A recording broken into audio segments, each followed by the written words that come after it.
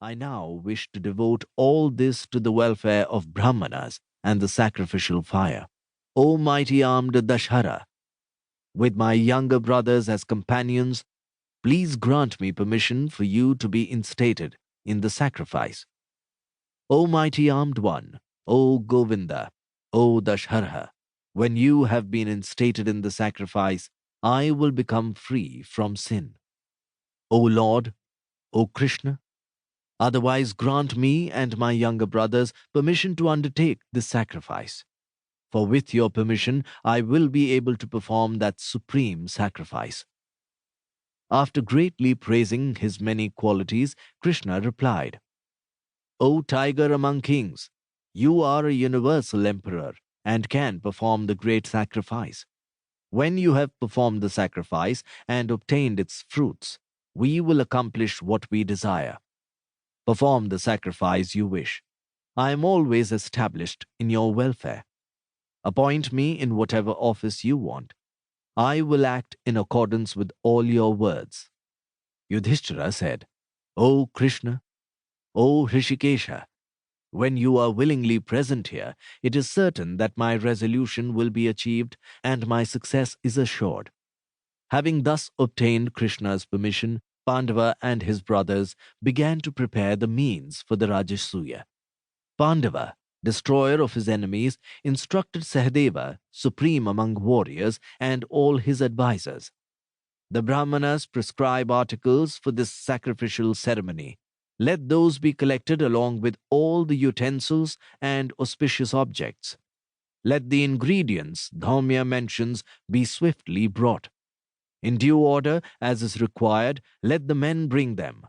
In their desire to do that which pleases me, let Indrasena, Vishokha, and Arjuna's charioteer Puru be employed to acquire the required food. O supreme among the Kuru lineage, let every object of desire be brought, fragrant and succulent, so that the minds of Brahmanas are delighted and pleased. As soon as these words were uttered by the great-souled Dharmaraja, Sahadeva, supreme among warriors, announced that it had all been done. O king, Dwaipayana then appointed the officiating priests. They were immensely illustrious Brahmanas, who seemed to be personifications of the Vedas themselves. Satyavati's son himself acted as the Brahman. Susama, bull among the Dhananjayas, became the chanter of Sama. Yajnavalka, supreme among those who are established in the Brahman, became the chief Advaryu. Vasu's son Paila, aided by Dhaumya, became the Hotar. O bull among the Bharata lineage, the groups of sons and disciples of these, all learned in the Vedas and the Vedangas, became assistants to the Hotars. Having invoked the auspicious day and arranging everything according to the rites, they organized the great sacrifice for the gods in accordance with what is laid down in the sacred texts. Given specific instructions, artisans built large shelters that were filled with jewels and were like the mansions of the gods. Then that king, supreme among kings and supreme among the Kuru lineage, instructed his adviser Sahadeva, quickly send swift messengers with invitations. Hearing the king's words, he immediately sent messengers. Invite to the kingdom all the Brahmanas and all the owners of land, all the Vaishyas and all the respected Shudras. Bring them all here.